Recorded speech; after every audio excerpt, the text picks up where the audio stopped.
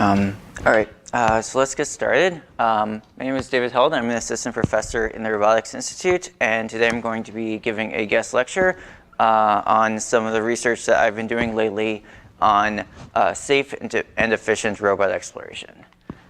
So before we get started, let me first plug a course that I'm going to be teaching next semester called Deep Reinforcement Learning for Robotics. So the idea behind this course is we're going to dive deeper into different methods in reinforcement learning, and we're going to figure out what we need to do to bridge the gap between the theory of reinforcement learning that has been demonstrated on various examples, mostly in simulation, and real intelligent robot systems in the real world. So it's basically going to be a seminar course where each class we're going to read papers and discuss them. Each class will read one robotics paper that will show a really impressive robotics result that doesn't use deep reinforcement learning. And then we'll also read a deep reinforcement learning paper, and we'll compare and contrast these and try to figure out what's going on. How did they achieve this result in robotics without deep reinforcement learning? Why is a deep reinforcement learning paper not being applied yet to the real world, and what do we need to bridge that gap to bring DeepRL to robotics and achieve more impressive results in the real world? Okay, so diving into my research, what I'm motivated by is how do we bring robots into our daily lives? So here are some images showing some environments in which people work or live. So how do we bring robots into our homes, schools, hospitals, robots that can operate in disaster zones, or robots that can assist people in assisted living facilities? So you can see each of these environments are pretty messy. The robot will need to learn a diverse set of tasks to operate in these different environments. And so how do we achieve this? So how do we get to this dream from where we are today? Today, most robots are confined to operate in controlled factory settings or in applications like a robot vacuum, where the amount of environmental understanding that they need is fairly limited. So, what are the reasons for these limitations? So, one way you can look at it is that most methods today for robotics assume that objects in the world are well separated with minimal occlusions and good lighting conditions. However, the real world isn't so simple. There are heavy occlusions, objects can be in contact with each other, and there can be poor lighting conditions. And so the approach that my group is taking to this is that when people encounter the world, we don't just look at static images like this. We actually are able to move about the environment and interact with it. And through our motions and through our interactions, we're able to actually learn more about the world and figure out how to operate in even these difficult settings. So what I mostly investigate is how do robots learn through motion and through interaction. As another example, suppose that you have never played tennis before. You want to try to learn how tennis works. So one thing you could do is look at some images of people playing tennis. And from these images, maybe you'll figure out that tennis involves standing on a tennis court, holding a racket in some different poses. If you look really closely, you could see a small yellow thing in the air that's maybe a tennis ball. And that's what you know about tennis. Unfortunately, it's probably not enough to actually play tennis. So maybe a better thing to do is to actually watch a video of people playing the game. And now you can sort of see how the sequence of events roll out. And this gives you some more information about how the sport actually works. But the first time you actually pick up a tennis racket, there's some extra information that you learn, which is relating to the effect that your actions have on the environment. And so that's going to be kind of the focus of today, is how can robots understand the effect of their actions? So generally, how can robots learn to perform complex action sequences? In this class, we've all been learning about deep reinforcement learning. So the general paradigm that you're all familiar with, you have some policy, pi theta, parameterized by some parameters theta. The policy observes the state and takes an action. The action has an effect on the environment. And which causes it to enter into a new state. The robot receives a reward, and you try to maximize the expected sum of rewards. The main approach that I'm going to be using throughout the different projects that I'll describe today is policy gradients, which you also, I believe, are familiar with. But just to review at a very high level, policy gradients typically assumes that you have some kind of stochastic policy that chooses actions conditioned on the state. So this policy outputs a distribution of our actions. We'll sample actions from this distribution. We'll then take one of these actions, receive a reward, and based on this reward, we'll update the policy parameters to increase the probability of actions with high reward and decrease the probability of actions with low reward, and repeat until conversion. So that's a pretty high-level description of policy gradients. And this can, in fact, be used for very complex robotics tasks, such as standing up. So in this talk today, I'm mostly going to be talking about how robots can learn through exploration. So as some inspiration, let's start by looking at how people learn through exploration. So here's an example of a person who doesn't know how to walk.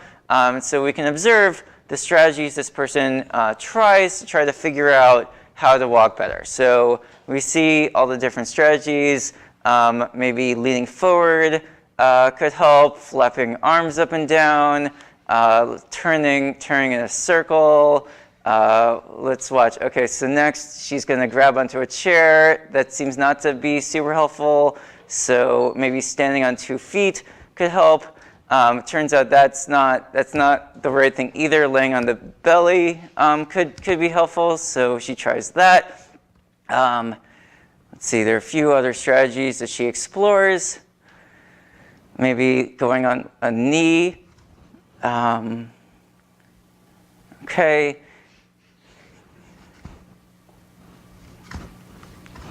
OK, turning in a circle. And eventually she figures out actually that flapping your arms is actually the way to move.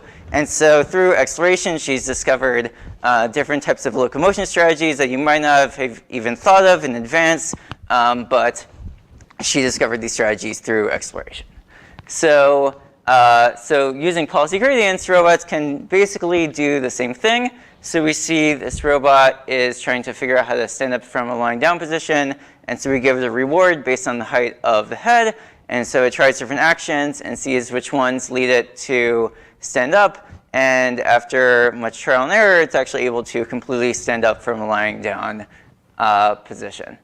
So this works pretty well in simulation. How do we actually get this to work in the real world? There are many challenges.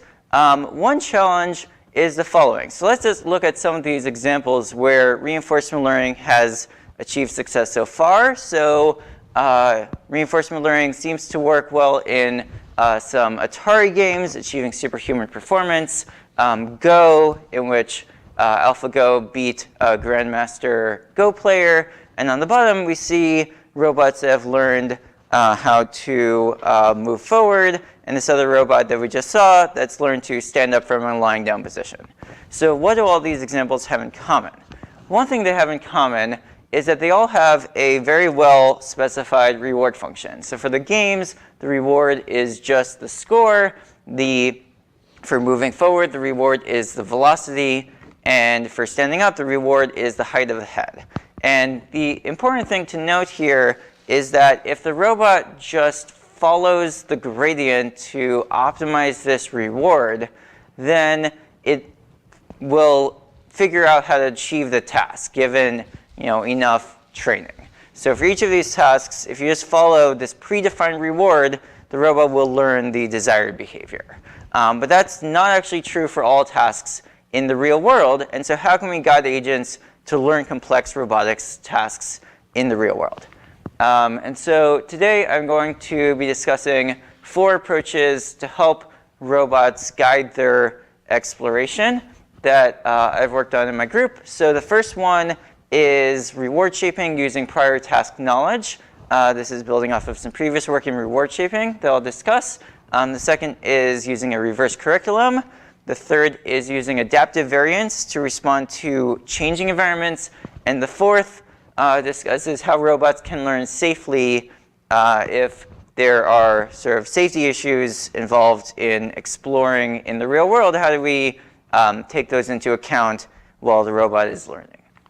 So I'll start by describing reward shaping using prior task knowledge. This is work that I did with Ignacy Clavera, who's a graduate student at Berkeley. So just as an illustrative example, let's look at this task of learning to push this block to a goal position that's marked by an X on the table here. And to make the problem seem a little bit complicated, we're going to assume that we don't know anything about this block. We don't know its mass, the friction between the block and the table, the friction between the block and the robot arm, etc. And we want to try to learn how to do this task using reinforcement learning. So this is pretty much the simplest robot manipulation task you could probably think of. And let's see how reinforcement learning works in this case. So one thing you might think to do is, okay, so we want to use reinforcement learning. We have to define a reward function. And so one reward function you might write down is if you want to push the block to the goal, let's measure the distance between the block and the goal and give the robot a negative reward based on that distance and add those up. And that's the objective that the robot is trying to optimize. And so any guesses what's going to happen if we try to use reinforcement learning to optimize this objective? Yeah. It'll stack the block in and move it in one step. It'll what? Oh, it'll sort of smash it, you mean? Okay, so that's possible. Any other thoughts on what the robot might do if you just run reinforcement learning with this objective? It can't move the goal. The action space is just the robot's joint angles, the angles of the robot arm. Yeah. Does the episode only end when the block reaches the goal, or is there another way to end that episode? The episode ends when the block reaches the goal or 100 times steps, whichever happens first. Yeah. Any other thoughts? Okay, so let's just see what happens. So this is the robot trying to optimize this objective. So it's initialized with a random policy. The robot takes actions and measures how they affect the distance between the block and the goal. And then using the policy gradients method I described, it's going to increase the probability of actions that have a good reward and decrease the probability of actions that have a bad reward. Now the problem here is that these the block is sitting on the table and most random actions don't even touch the block. And so there are no actions that have better rewards or worse rewards. All actions basically have the same reward, which is to keep the block in its place and not interact with it. So the robot waves its arms around for a very long time and never actually learns anything. Does everyone understand why this happens? Anyone have any questions about why that happens? Yeah, so basically the robot is initialized with a random initial policy, and it's taking actions sampled from that policy. And you can see what these random actions do.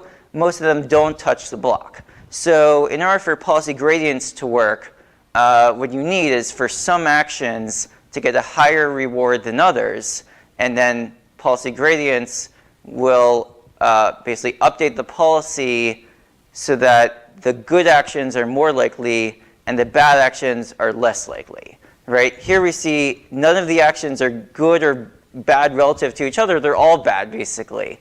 And so the robot has no information to figure out. The reward function doesn't give the robot any information as to which of its actions are better than which other ones. So it just keeps waving its arm in the air and never actually learns to achieve the objective. So the block is moving because it's a new episode. Oh yeah, sorry. I'm randomly placing, after 100 time steps, I randomly place the block in a new position.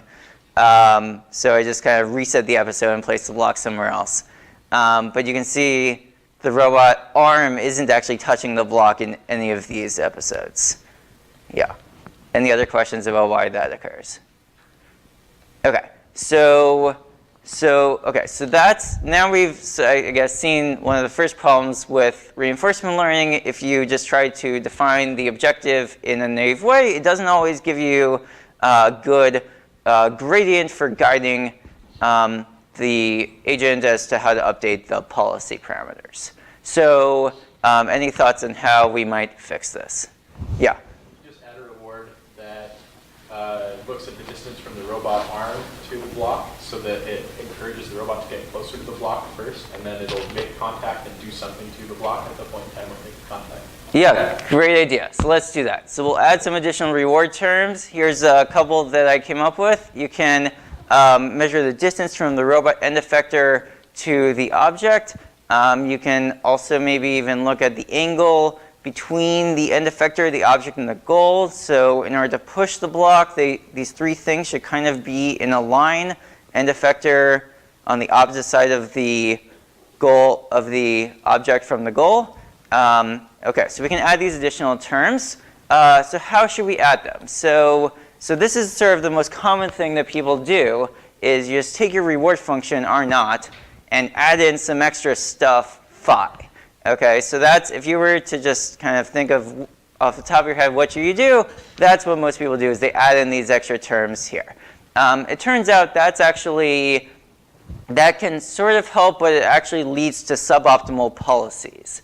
And the reason is that this is now a different objective. So you wanted to optimize the objective with reward R0. Now you have a different objective, R0 plus phi, right? And so in particular, in this case, the robot might be overly focused on keeping the end effector right next to the object, that it might not learn to move it to a different side of the object if it needs to push it from a different side. So by modifying the reward function, you're helping a little bit, but you could end up with a suboptimal policy with respect to the original objective you're trying to achieve. Does that make sense to everyone? Okay, so the right way to add in these extra reward terms, if you're going to do this, is to use a result from Andrew Ng in 1999 called reward shaping.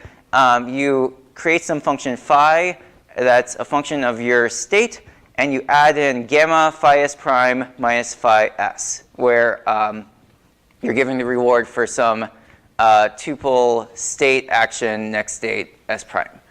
So it turns out that if you add extra terms in this way, then you can help speed up learning without actually modifying the objective, meaning that a robot that optimizes this reward will still actually optimize the original reward.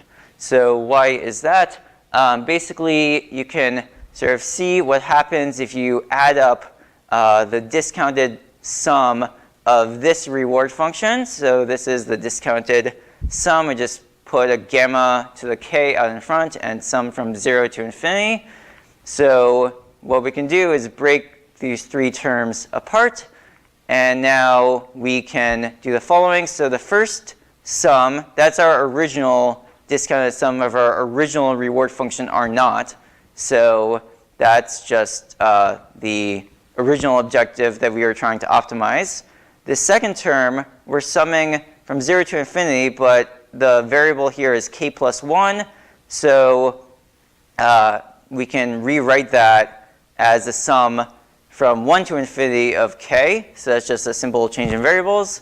And the third term here, we can separate out phi s naught and then sum from 1 to infinity. So we're just taking the first term out of this sum.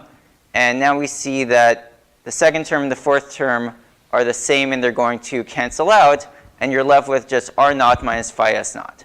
So at a high level, what's happened here is in this sum, we have a telescoping, I think it's called a telescoping sum. Basically, each term cancels with the next one, except for if ignore this part. If you just look at gamma phi s prime minus phi s, each term cancels with the next one up to infinity, except for the very first term phi s naught. Okay, all the other terms cancel in the sum, and so you're just left with the original objective minus phi s naught. Does that make sense to everyone? So essentially, phi s naught is just a constant, so that means that the actual expected sum, discounted sum of rewards will be r naught minus phi s naught, and so it's the same as optimizing just r naught directly, which was the original objective. So, right, so if you add in extra reward terms in this way, then you will end up with a policy that's actually optimal with respect to the original objective. So that's the right way of doing it. There's other kind of variations that you can do on this. So we came up with a variation of modifying this discount factor. This discount factor should basically be the this term gamma here they use to modify the reward function should typically be the same gamma as the discount factor in your MDP. But in our version, we changed gamma in this reward function over time. So it starts off at 0, and as you increase the number of iterations, it converges to the discount factor. And so this converges to the theoretically correct modified reward function.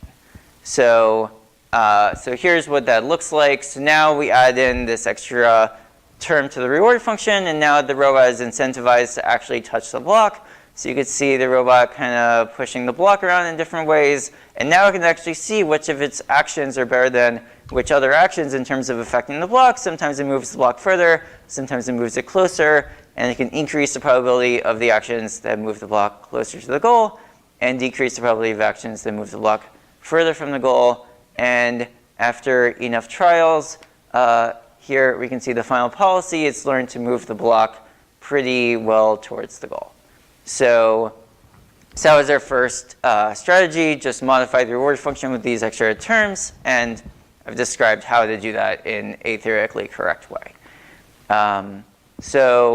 Very briefly, we tried to get this working in the real world. We didn't spend too much time on sim to real transfer, but you can more or less, we more or less got it to work. So it's kind of moving it in the direction of the goal, and sometimes it overshoots, then it goes to the other side and pushes it back from the other direction.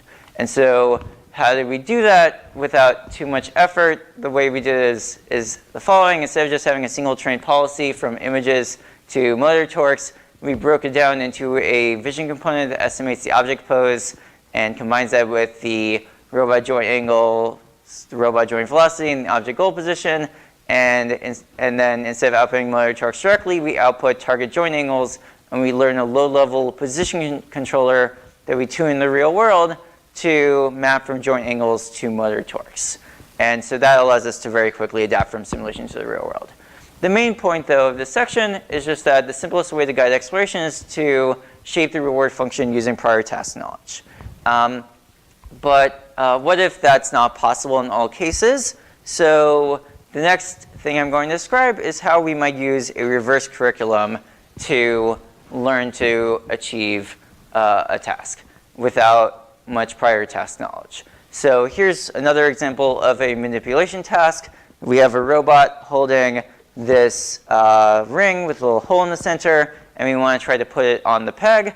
So let's define a reward function for this. So the first reward function we might think to define is a sparse reward. We'll give it a reward of 1 if it gets the ring on the peg, and 0 otherwise. Any thoughts what's going to happen if we optimize this reward function? Yep. Yeah, great. Same as before. I don't have a video of it, but it's just going to wave the ring around forever and never learn to put it on the peg. So no learning will happen. OK, so that's not going to work. Let's try to shape the reward function. So let's define a reward function that looks at the distance between the center of the ring and the bottom of the peg. And we'll add up these negative distances, and we'll try to optimize that. So any guesses what's going to happen if you try to optimize this reward function? Yeah. I'm just going to try to put the block directly Right, exactly. Okay, so yeah, that's what happens. It tries to smash into the bottom of the peg. It's reduced the reward function compared to the original random policy, so it thinks it did a great job. We, of course, know it did not do a good job because it didn't get the ring on the peg, which was what we were trying to get the robot to do. So, okay, so what we found here is that if you write down a bad reward function, you can lead to poor learning. And also, modifying the reward function can lead to undesired behavior. Our actual reward function was the task, getting the ring on the peg, and we tried to define some kind of fancy distance function that we thought would help, but actually it led to some undesired behavior. So the question is, can we actually learn from sparse rewards? So let's just say we have this 1, 0 reward, 1 if the ring is all the way in the bottom of the peg, 0 otherwise. Can we learn from this reward? So instead of trying to change the reward function, can we change our algorithm to learn from these sparse rewards? So how are we going to do that? So our observation is that it might be hard to specify a reward function, but it's easy to specify a goal state. So here we'll define this goal state. This is what it looks like when the robot has completed the task. And now the robot needs to learn how to complete the task. And our insight is, instead of modifying the reward function, we'll modify the start state distribution. So we're going to change at every iteration where we start the robot from in trying to learn how to achieve this task. So the question is, how do we do this in an automatic way? How do we automatically learn to achieve where we should start from to optimally achieve the task? So our objective is going to define this problem more formally. We'll have some objective, which is we want to maximize performance on the task starting from some target start state distribution, which is basically starting from pretty much anywhere in the environment. So that's our actual objective. But during training, we might choose to start from some specific start states, row I, iteration I, and we'll choose these start states such that our learning progresses at the maximal rate. So the assumptions that we're going to make for this work are the following. First, we'll assume that we can arbitrarily reset the agent to any initial state. That's probably the biggest assumption. This can be sort of maybe removed if you learn another policy to move the agent to these different initial states. But for now, we'll make this assumption. The second is that at least one goal state is provided. That's kind of just the definition of the task itself. And the third is that random actions will have some probability of reaching any state in the state space from any other state. So a special case of this is that if actions are reversible, but they don't have to be reversible, you just have to be able to get from any state to any other state. So most quasi-static environments, or even many dynamic environments, have this property.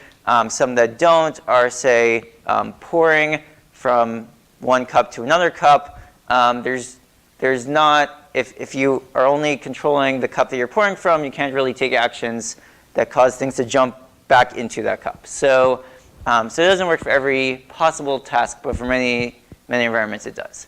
Okay, and so how do we choose which states we want to start from in each iteration? So our hypothesis is that at each iteration, what we want to do is train from the set of states from which our policy receives an intermediate level of reward. So if you were to run the policy from those states, then and look at the return that the policy achieves, you want it to be in some intermediate range for maximal learning. And the intuition here is that if the return is too large, starting from some state, then that state is probably too easy for a policy. We already know how to get to the goal from that state, so we don't need to train from that state anymore. If the return is too small starting from that state, then that state is too hard from our policy, and that's sort of the case that we saw before, where we were just waving the ring around in the air, or waving our arm around in the air instead of pushing the block. If we don't achieve any reward, then we won't learn anything. So we can only learn if we get some amount of reward, but if the reward is too high, we probably already know how to do this task from that state, and we don't need to learn from that state anymore. So any questions about the intuition? So, so one question you might ask is, we have these two parameters here, rmin and rmax. How do you set them? Is that kind of hard to tune? In this case, it's not, because we're considering goal-oriented tasks with a binary reward of 1 if the agent reaches the within epsilon of the goal and 0 otherwise. And so if you were to compute the expected return with these binary rewards, where you get a reward of 1 at the goal and 0 otherwise, that's actually just the same as saying what's the probability of getting to the goal by our agent, incorporating stochasticity from the environment and from our agent's policy. And so the criteria that we described before, where we had rmin and rmax, can be rewritten as just pmin and pmax. So essentially, we just need to choose what's the minimum probability we want for achieving this task and the maximum probability. So that's pretty simple to define. You just pick some high and low numbers between 0 and 1. So we use 0.1 for pmin and 0.9 for pmax. So we want to find the states that we can get to the goal between 10 and 90% of the time. Okay, so how do we find these states? So, so in our case, we do it by bootstrapping. So the way we do this is we assume that the user has placed the robot at the goal to start, but the robot doesn't know how to get there from other states in the state space. And the robot can take random actions near the goal, and that gives us a good set of states to start with. And then for each of these states, we will evaluate the policy, and we'll see which states fulfill this criteria of being between pmin and pmax. And then we will train our policy on those states. And then after the policy improves, we will take random actions from these states to find nearby states that also fulfill this criteria. So, so we have the states we trained on in the last iteration. Our policy improves, so we can remove some of these states from our set of initial states that we're starting from, because some of them we've already learned to achieve the goal from. And now we're left with a smaller set of states. And now we take random actions from those states to kind of expand that set a little bit, and then repeat. So you keep kind of training the policy that contracts the set of states that you should start from. Then you take random actions that expands the set of states, and you keep contracting and expanding the set of states until it grows to the entire state space. Yeah? Don't you just end up with the same problem with backwards, where you never get to your intended initial goal? The same Your problem before was that you started with the initial goal and you never figure out how to get. I can start with the initial state, you can never get to your goal, right? Right. And now you're starting from your goal, and ideally, eventually, you get to the initial state, to your desired initial states. Right. So, so I guess the in our case, the agent does actually learn how to get to. What is going on? So it would be like if you had a thing on a peg and you're supposed to lift it off the peg and then put it onto another peg, right? Like you start at the peg you're supposed to go to, then it would be easy to get off the peg, but then getting onto the peg you started from. Right, right. So that's kind of the reverse. So right now we're sort of just saying, let's say we want to get onto a single peg. And so getting off of a peg, I guess, in our case is fairly easy. But yeah, so essentially for that, you would have to sort of stitch two policies together or have some other way of doing that. So yeah, so that would be an interesting extension to the work, is to figure out how to do an even longer sequence of actions that might involve sort of training multiple policies or something. Yeah, it's a good question. Right. So in our case, we just have a single peg that we're trying to figure out how to get onto. So we start initially pretty close to the bottom of the peg and learn how to reach the goal from these initial states. Later, those states become too easy, so we take random actions and find these other states that are slightly further away, and we learn how to get to the bottom of the peg from these other states. And then finally, once those are too easy, we take random actions again and get off the peg. and learn how to reach the bottom of the peg from any state in the state space. As you pointed out, any state that we can reach through our random actions. So in this case, that would be pretty much any state, but in another environment, it might not include every possible state. But I guess the point here is we've learned to get on the peg from many different initial configurations in a way that you wouldn't be able to using standard reinforcement learning with rewards with a fixed initial state distribution. So, right. So this is the policy we were able to achieve. Here's another example. Let's say we want to try to put this key into a hole, and we try to use a reward based on the distance between the key and the bottom of the hole, which is somewhere over here. So the robot tries to minimize this distance by jamming this key into the table, which doesn't actually achieve the task we're intending. And so we do this with a curriculum where we start with the key almost in the hole, and it learns to put it in. Then it learns from slowly farther out, and eventually it learns how to get the key into the hole from any initial condition. Again, using this method for automatically generating a curriculum starting from the goal and taking random actions to discover states further and further away at the rate given by the performance of our policy. So here we can sort of visualize what's going on in a simple 2D task. So in this case, we have this agent, which is this yellow ball, and it's trying to move around this G-shaped maze to get to the goal, which is this red point on the top right. And eventually we want to try to get to the goal from any initial position in the maze. And we assume the agent doesn't have sort of the map. It just sort of takes actions and can see whether it has reached the goal. So this is a fairly contrived task. It's mostly just for illustrative purposes so we can see more clearly what our algorithm is doing. So as before, we'll start near the goal and take random actions to find states that are close to the goal.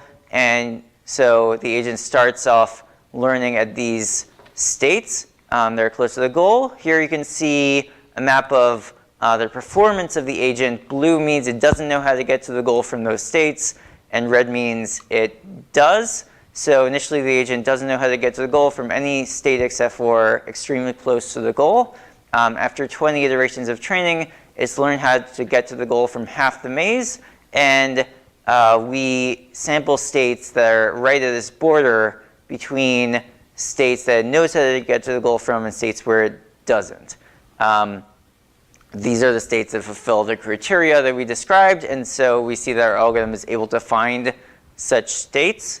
And then after 300 iterations of training, it's learned to get to the goal from almost any place in the maze, and it's sampling states from the parts of the state space where it still needs extra learning. Any other questions on this method? Yeah. For finding new start states, why do you choose the states that are between Pmax and Pmax instead of starting from states that already achieve Pmax and then search around those new states? So the reason is that, let's suppose in this case, right, we've learned to get to the goal from most states in the maze, except for some at the end. So if you take the states where we've already achieved the goal, that would be pretty much any red point in this maze, including points that are very close to the goal already. And so if you sort of take random actions from those, then you'll end up with other states that you've already learned to get to the goal from, right? So, so those will be less useful to you. Whereas states that are in this intermediate range are probably close to other states in the intermediate range. And so you can more efficiently find states in the range you're looking for by starting from this. Yeah, does that make sense? Yeah.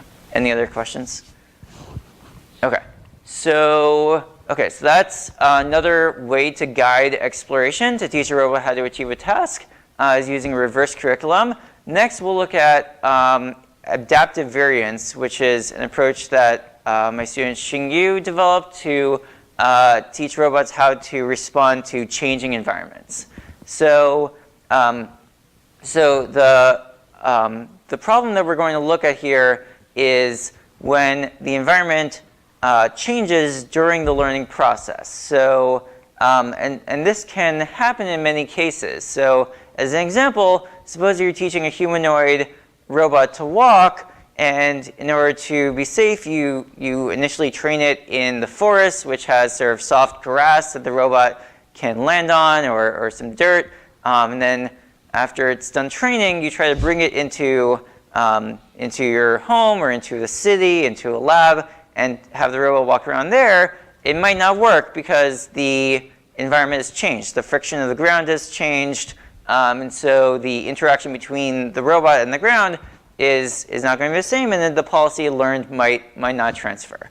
As another example, suppose you train the robot in simulation, and then you bring it to the real world. There are going to be some differences that the robot will need to adapt to. And just in general, anytime you bring a robot into, whenever you train the robot and then deploy it in the real world, you can't expect everything to always stay exactly as it was during training. There might be something in the environment that changes in an unexpected way, and the robot needs to learn to adapt to these changes.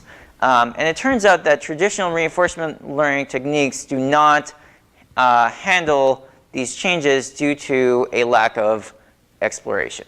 So why is this? So basically, if you think about policy gradient methods and how they work, they're trying to optimize the expected return, and specifically they try to optimize both the mean and the variance. So what does that do? So the mean gets closer and closer to the optimal action, and the variance initially starts out pretty large because the agent is exploring. So you, I guess as a system designer, initialize the variance as something high, but then as the policy gets better and better, the variance will shrink, because to optimize the expected return, the best thing to do is to only take the optimal action. And so as the agent learns more and more what the optimal action is, the variance will start to shrink around that point.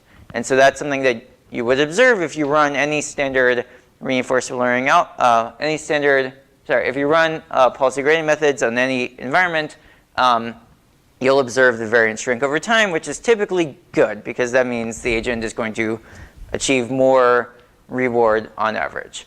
But that creates a problem when an unexpected change occurs, because the variance will shrink down to an extremely small value. And then when an unexpected change occurs, the agent will not be exploring very much, so it will have a hard time figuring out how to adapt to this change. Now, of course, if you're using policy gradients, the variance is going to continue to adapt, and so it might eventually adapt to this change, but it could take a very long time. Yes? Is this basically the same as like overfitting? Yeah. Essentially, you can think of it like that. Yeah, you've overfit to your training environment. I guess a small difference with overfitting is that in this case, the agent can only learn about the environment through its actions. And so if it's not exploring, then it's not even learning what new actions it should take. So even though it's continuing to get reward, it has a hard time figuring out, the rewards are all going to be very small, so it'll have a hard time figuring out how to adapt. Well, I guess you'll talk about what technique you used in a second, but I was just thinking, like, could a technique similar to what are used to prevent overfitting be used in this case? Good question. Okay, so how do you normally prevent overfitting? So normally, there's a few approaches you can use. So one is add more data to your training set. So let's say you're training a cat-dog classifier, and you only see cats and dogs. You only have a small number of cats and dogs. You overfit to those. You can sort of add more data. So you could try to add more data here, but I guess the assumption is the environment could change in an unexpected way. So if you add more data from the forest, and then you bring the robot wanders out of the forest and starts wandering through the city, adding more data from the forest isn't going to help with that. Other things you can do to prevent overfitting, you can train a smaller network so there's fewer parameters to overfit. You can do early stopping. Yeah, none of those things are actually going to help in this case when there's an unexpected change. So yeah, I guess it's closer to like distribution shift, where you have, say, data from the internet, and now you want to train an image classifier and then apply it to something in your home. So the data comes from a different distribution. So there's methods to kind of adapt the parameters. Usually in those cases, you assume that you have lots of unlabeled data from the second set, and then you try to sort of match the distribution of features or something like that. So reinforcement learning is a little bit different because you're generating your own data through your actions. Yeah, good question though. So, right, so what are some approaches to deal with this? So one approach is to directly train policies that hopefully will generalize to many different environments. So you could say, let's try to randomize our training procedure so that it will be robust to any new environment it's going to encounter. That can work in some cases, but as a general strategy, that's not super reliable because you have to somehow ensure that you've randomized your training sufficiently that any new environment that it encounters has been included in the set of training environments. And it's sort of hard to guarantee that you've thought of every possible environment that the robot might encounter. The approach that we're going to take is to try to design a method that enables the robot to actually adapt quickly to new environments. So essentially what we want is the robot to discover when it's in an unknown environment and to recognize that and change its exploration accordingly. So we don't have to rely on knowing what the new environment is going to be in advance. Okay, so other related work in this area, there are different strategies for exploration, usually under the umbrella of intrinsic motivation. So if the robot is somehow trained to optimize some intrinsic reward that just says, I want you to explore a lot, then it will then it might get out of this local optimum of that's caused by the fact that it knows how to achieve this specific task. So as an example, you can do count-based exploration. So you could say, how many times have I visited each state in the state space? And I want to make sure I visited every state kind of equally. So this works best in a discrete state space. With continuous, you can try to bin the states somehow and do counts based on that. But that's sort of hard to figure out what's the right binning strategy. You can also try to use predictions. You could say, if I'm going to try to predict what's going to happen next, and if I can't predict it well, then I'm going to try to explore this state more. So we compare to that. That's a decent approach. It doesn't always react well when the environment makes a sudden change, but eventually that can help. Another thing you can do is to try to estimate the environment parameters, but as I mentioned before, the environment parameters might change in ways that you didn't anticipate in advance. So your method for estimating these parameters might not take into account the specific way in which the environment is changing, and then you'd be out of luck. Meta-learning kind of makes the same assumption that you have some known distribution of tasks or environments that you're going to learn from in advance, and then trains to optimize over that distribution. Sorry.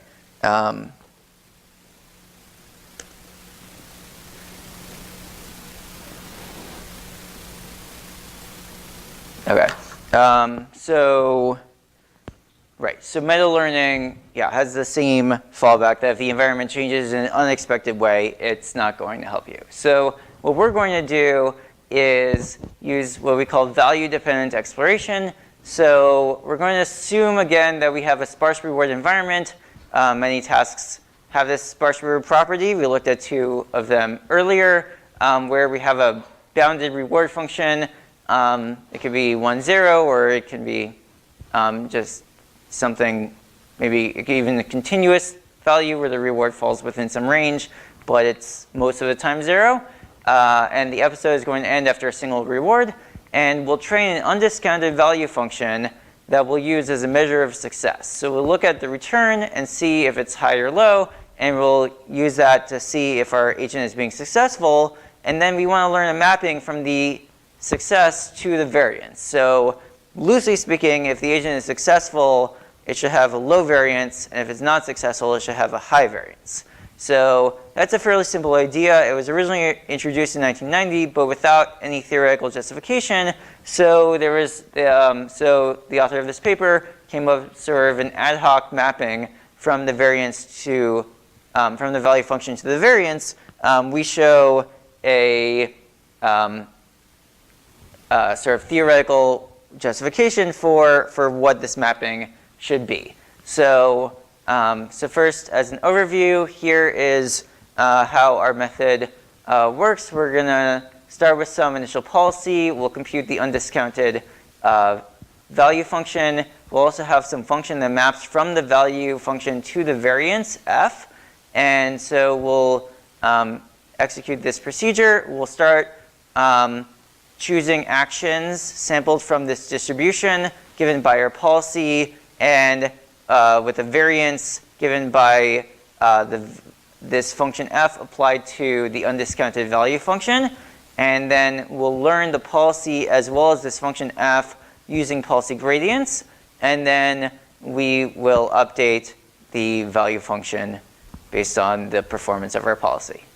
So, okay, so what should this function be, mapping from the value function to the variance? So first, let's look at the simple case where we have some policy, which is a Gaussian distribution centered at some mean and has some variance. And in the sparse reward case, we'll assume that the reward is usually 0, except for in this narrow range with a width of w, we'll get a reward of 1. And because if you assume maybe that the environment has changed, the place where you get a reward of 1 might be far from the mean action of our policy. And the distance between those is going to be given by some distance d. And so it turns out that you can analytically compute the optimal variance in this case to have optimal learning. And so if you work out the math, and make the assumption that this distance is much bigger than the width w, which is pretty similar to the sparse reward, the assumption of sparse rewards, then the optimal variance can be written in terms of the value function using this inverse relationship. So w is the width here. That's unknown, but we'll see how to deal with that in a second. Square root of 2 pi e are just constants, and v is the value function that you can measure empirically by running your policy. So basically, if you knew w, you can just plug in these numbers into this formula, and you would get the optimal variance as this inverse relationship with the value function. So, so that's the first theorem. And that's in the continuous bandits case, where you assume that you just take a single action and then the episode ends. What about if there's a sequence of actions that you need to take? So in that case, there's this other theorem that we proved, which shows that if certain conditions hold, then it's still an inverse relationship, meaning that the optimal variance increases when the value function decreases. So we didn't derive the exact formula for it, but we still showed that there is an inverse relationship, even in the MDP case where you have to take multiple actions. yeah, where you take a sequence of actions, each one dependent on the state that you entered from the previous action. So, okay, so that's basically our method. So let's see how this works. So first, let's look at the simple 1D example, and we're going to use the talk about the continuous bandits case first. So the environment here is going to have two stages. So in the first stage, you get a reward of 1 for any action between -10 and -1. And then after 2,000 time steps, the environment switches, and you'll get a reward only if the action is between 1 and 10. So we have to figure out how to get so the policy has to figure out how to respond to this change in environment where it gets a reward for taking actions in a different part of the action space than it had previously. Everyone understand the setup? Okay, so we'll compare two approaches. The first is vanilla policy gradient, where we're going to learn the mean and the variance just using gradient descent. And the next is value-dependent exploration, where we will learn the variance using this inverse function here, and W is the learned parameter that we will learn using policy gradient as well. So in the second case, we learn W from policy gradients and plug into this formula to get sigma, and we also learn the mean from policy gradients. And in the first case, we learn the mean and the variance directly by policy gradients. Okay, and so here you can see what happens. So in stage 1, so the environment is initially fixed, we see that both methods learn to achieve a high reward.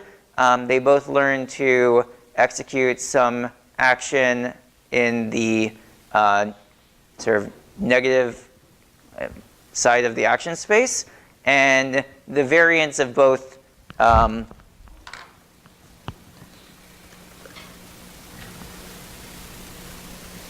and the variance of both our method and the baseline converges to a small value. But then at time step 2000, we see the environment changes. So now you only get a positive reward for taking a positive action. And so we see that the reward of both our method and the baseline initially shrinks down to 0 because it's taking the wrong actions. And but the difference is that our variance immediately shoots up because our variance is inversely proportional to the success rate. And since the success rate is small, the variance is going to be very high. And so then we can see that our method quickly learns to achieve a high reward and learns to adapt to take positive actions. And then the variance shrinks back down again, whereas policy gradients is sort of stuck taking these negative actions and has a very low variance. And that's essentially because since the variance is very small, most of the time it's receiving 0 reward. And it's kind of like the cases that we showed before. When the agent receives 0 reward, it can't figure out how to improve. So rather than learning the variance through policy gradients, we're sort of baking in the fact that the variance should be related to the success rate in this inverse relationship way. Any questions about that experiment? Yeah? So you're getting variance based on an action, no consideration of the state. We're computing the variance based on the success rate. So this is the formula. Sorry? It's a function of the action, not of the state. No, the variance is a function of the success rate itself. So the success rate, V, that's the value function. So that's the function that is the expected discounted sum of returns. Oh, okay, so I see what you're saying. So in this case, there is no state. We're talking about continuous bandits. So it's just sort of a fixed environment where you can choose different actions, but there's no state in this case. Yeah. But yeah, generally speaking, the variance would be, the value function would be a function of the state. Yeah, sorry. That was your question. Yeah. Okay, great, yeah. Any other questions? Okay, so Okay, and we can also see that if we run our algorithm, then W, that was sort of the width of the sparse reward, we're learning that with policy gradients, it actually converges to the true W, and as that happens, the variance that we execute converges to the optimal variance. In this case, we kept the policy mean fixed to sort of show these results more clearly, but eventually the point is it converges to do the optimal thing. Here you can see what happens if you use our method for more complex manipulation tasks where you have to take a sequence of actions. So here we, in that case, if you recall, the theorem that we proved is that the variance and the value function should have an inverse, some kind of inverse relationship. And so this is the function that we defined to have that property. And our method is shown in orange. You can see that all methods do well at first, and then the performance drops at the place where the environment switches. And then our method quickly adapts to the environmental changes much faster than the other methods. So here you can see what that looks like for some different tasks. So, here's one task where the agents are trying to learn how to push a puck to the green line, and at some point the friction of the table changes, so now all the policies get stuck, but then our policy in the top left very quickly learns to adapt, whereas the others adapt more slowly. Here we're trying to learn how to swing this ball into this cup, and at some point the cup changes its orientation and all the policies get stuck, but ours quickly adapts. Here's a third one. The agents are learning to throw this ball to this goal location, and at some point the robot gets bumped and moves to a new position, and again our policy learns to adapt to that much faster than the other policies. So the main takeaway here is that a simple value-dependent exploration strategy can enable fast adaptation to environmental changes in the sparse reward setting. We analytically compute the optimal variance mapping function, and we also give a practical solution in the that performs empirically well on some different environments that we tested. Any questions about this? Okay, great. So next, let's talk about safe learning. So we've talked a lot about how to adapt or learn optimally, but what about cases where the robot might do something unsafe? So this is very common if you are actually trying to achieve a real robotics task, such as autonomous driving, or robots interact around or with people. In these cases, if the robot is exploring through trying different actions, it might do something very dangerous, and that would be bad. So you don't just want it to learn optimally, you want it to learn in a way that it's not going to explore and say, I wonder what happens if I run over this person, will I get a higher reward? Whoops, I didn't. Then that's not very good. So we want to avoid the case where the robot takes dangerous actions while trying to explore. Similarly, if the robot is manipulating fragile objects or doing something where it could damage itself, we need to find a way to train a robot for these tasks where it continues to be safe throughout the entire exploration process. So previous approaches to this would typically involve training the robot first in a cage where it can't hurt anyone, and then once you think the robot is completely safe, you stop learning, take off the cage, and then you're done. But as we mentioned, sometimes something unexpected can change in the environment. You need the robot to be able to adapt even outside of the cage. And so how do we do that? You can also try training the robot in simulation, and then once it's learned, bring it to the real world and stop learning then too, but that would have the same problem as I just mentioned. So with the main problem being that the training environment might not represent the test environment, so you still might need to figure out how to adapt in the test environment, but you have to do it safely. So our goal is to develop a policy learning algorithm for constrained MDPs, meaning that you'll have some kind of safety constraint that you have to obey, and you want every intermediate policy during the learning process to still satisfy these constraints. So every policy still has to be safe throughout the entire learning process.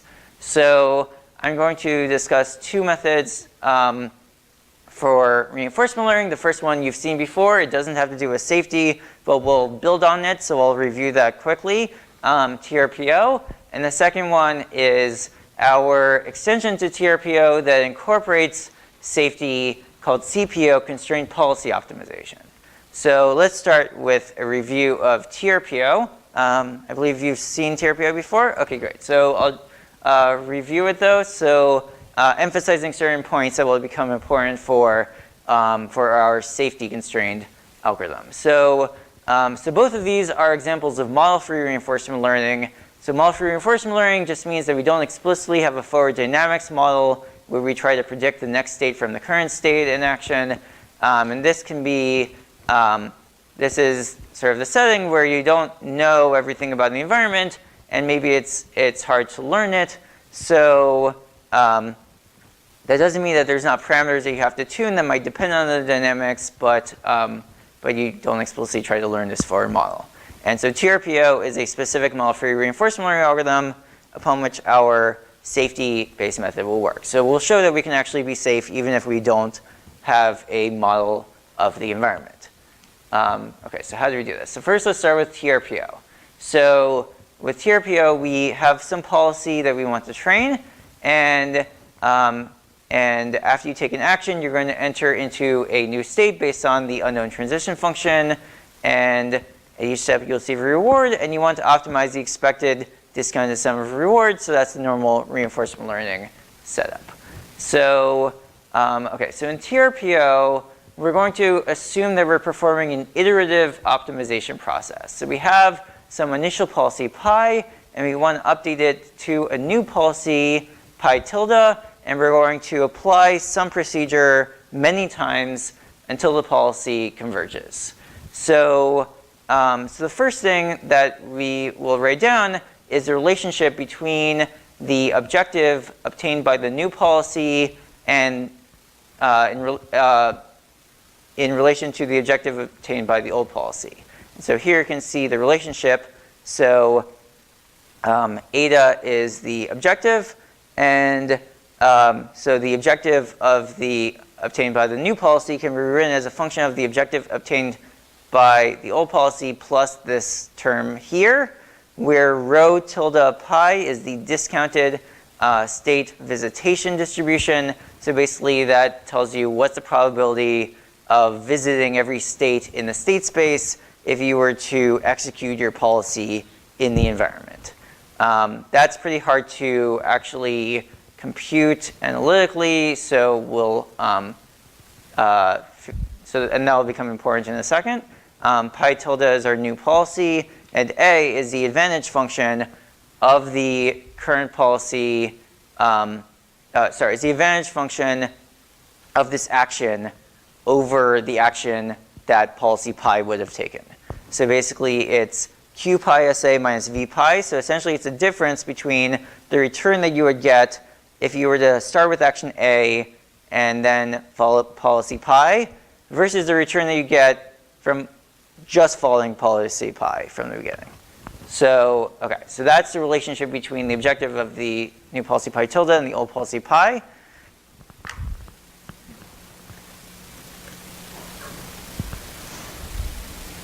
Okay, and so what we notice here is that to maximize this term on the left, eta, we need to maximize this term on the right.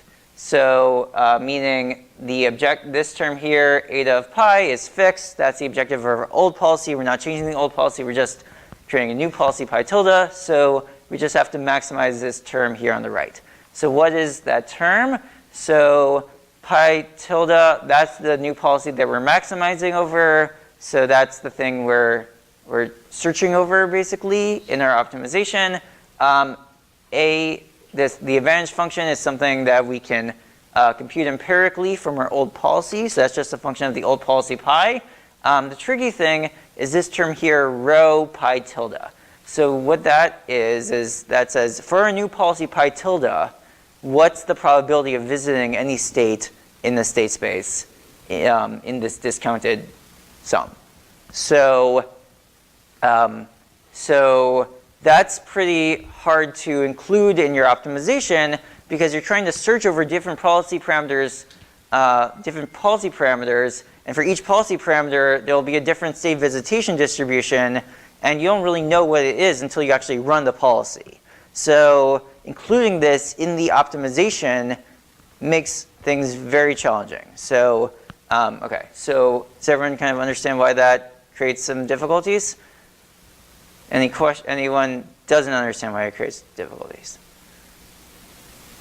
Okay, so how are we going to deal with that? So instead of optimizing this objective with the state visitation distribution based on the new policy, we'll optimize this one.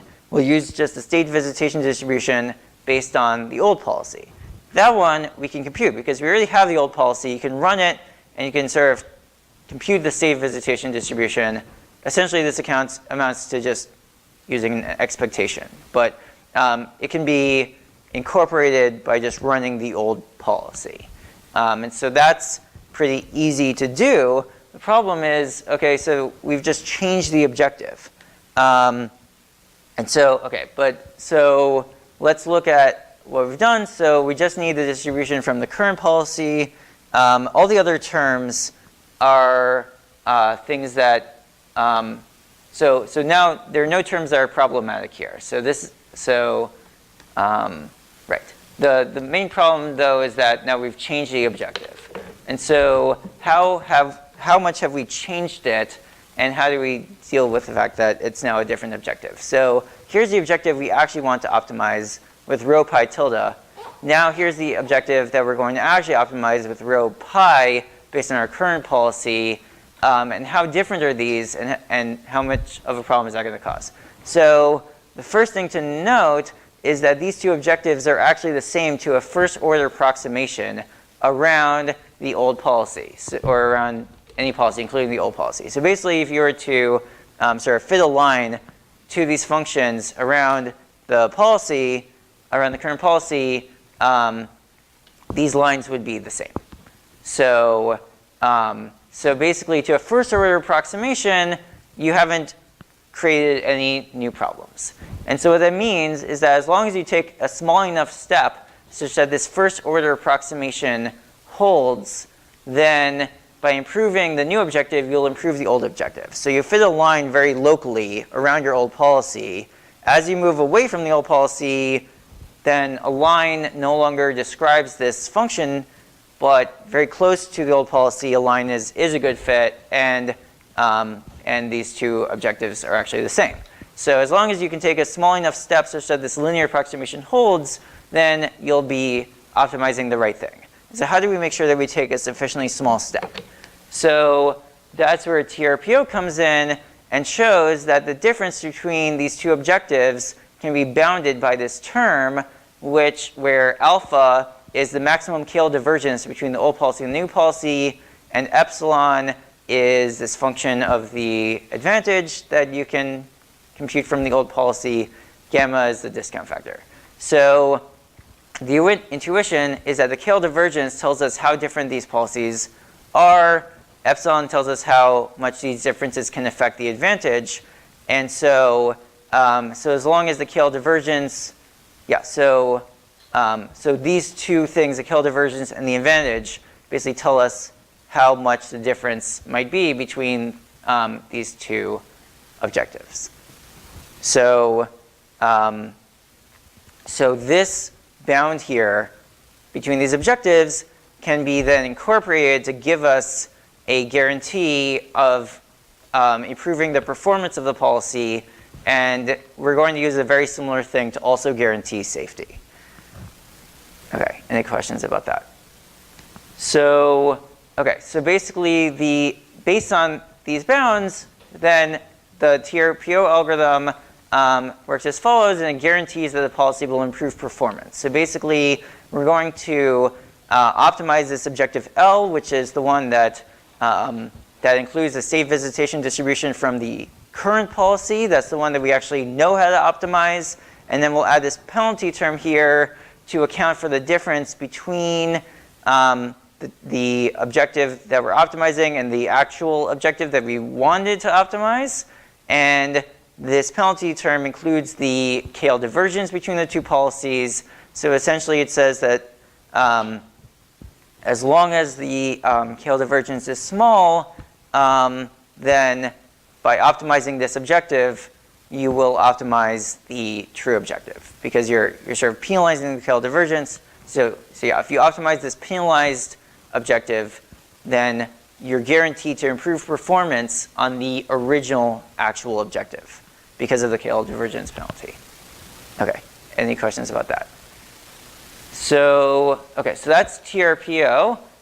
So in summary, TRPO gives us a theory that guarantees the policy will improve on every iteration by penalizing the KL with the modified objective with the KL divergence. In practice, you make 3 modifications to TRPO to get it to work even better in practice. The first is that instead of using a penalty, you'll often use a constraint. There are a couple of reasons for this. The main one is that even though the policy will be guaranteed to improve on every step, it might improve very slowly. And so maybe you want to take a slightly larger step where it'll improve much faster, but it might not have the same guarantees. But for practical purposes, you need to actually optimize the policy in a finite amount of time. So maybe we'll take a slightly larger step, and we'll do that by changing the objective to have a constraint on the KL divergence instead of a penalty. The next thing we'll do is instead of summing over all states in this optimization, like in the computing the KL divergence and then computing the objective, we'll just sample a set of states to compute these terms, and we'll also replace the max KL divergence with the mean KL divergence. In the TRPO paper, this is just kind of done in a hand-wavy way. In our paper, we actually derive why this is actually a theoretically sound thing to do. Okay, so the green and blue curves show the performance of TRPO. These are sort of different versions of it based on how you do the Monte Carlo sampling of the states. And you can see that they significantly outperform the other methods. In theory, they should be monotonically increasing. In reality, you can see that they are a little bit bumpy, and that's because of the approximations that they made when converting the theoretical TRPO algorithm into the realistic one. So it was the 3 points that we had on the previous slide. Okay, any questions about that? Okay, so now quickly going to CPO, which is our model-free reinforcement learning algorithm that guarantees safety. We're going to build off of and expand the results from TRPO. So now instead of just optimizing the objective, we'll also have a set of safety constraints. So here's the objective J that we want to optimize, but we want to optimize it only searching over the set of policies pi that satisfy these constraints given by pi c. And these constraints say that so there can be any number of constraints, and these constraints are all functions of the policy, and each of these functions has to be less than or equal to some constant di. And where these functions take this form of being the expected discounted sum of cost functions. So you can define some arbitrary set of cost functions and arbitrary constraints for each one, and you want to optimize your objective while satisfying the constraints that the expected discounted sum of each cost will be less than or equal to the constraint value. So that's constraint optimization, and you can define these cost functions in a way that relates to safety, and you set DI based on kind of the requirements of your application. So recall in TRPO, we had this guarantee that if you update the policy based on this algorithm, then you're guaranteed to improve the performance on each step, even in the model-free case where you don't know anything about your dynamics. Yes? Actually, if I could take this slide, Yes. does that mean that you have to imagine every single way that you go about controlling nursing actually put constraints for that? How is this thing? So you can define your constraints it's up to you how you define them. So if you're doing autonomous driving, you would typically just say something like, I want to stay a certain distance away from any pedestrian. I mean, there are only so many ways an autonomous car has to actually be near a pedestrian to kill them, right? It doesn't have like lasers or something like that, right? So yeah, I guess in the more general setting, you have to find some way of encoding safety in mathematical terms. Yeah, so that is true. Right. So okay, right. So in TRPO, we have these this guarantee that if you add this scale divergence penalty to the objective, then you're guaranteed to improve performance on each step.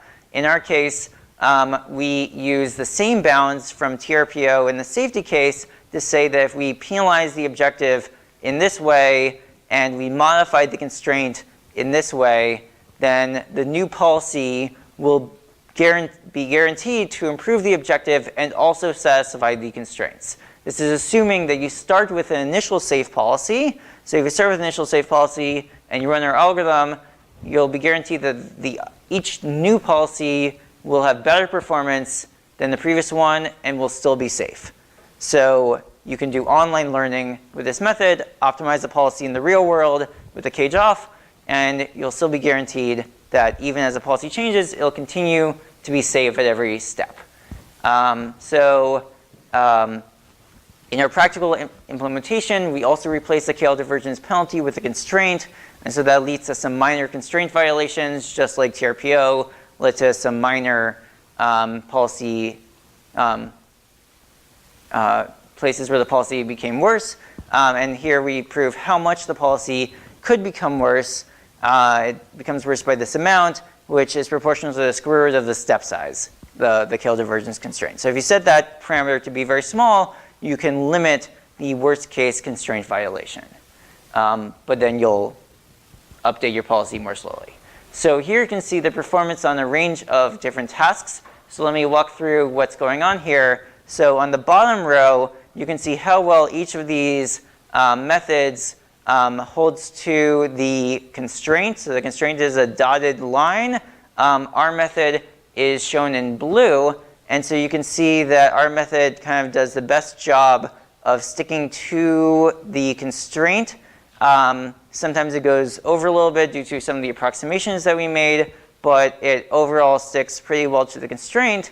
And it also has pretty good performance as well. So as another example, say on the first case, you can see the purple line is much safer than us, but the performance is about 0. So you can sort of go through each one, and you would see here that in many cases the performance of these different methods might be will be worse if they're safer. Our method achieves this good balance between safety and performance. Oh, okay. Oh, sorry. Okay, great, thanks. So I'll just end there. As a reminder, you should sign up for DeepRL for Robotics to learn more next semester. Thanks.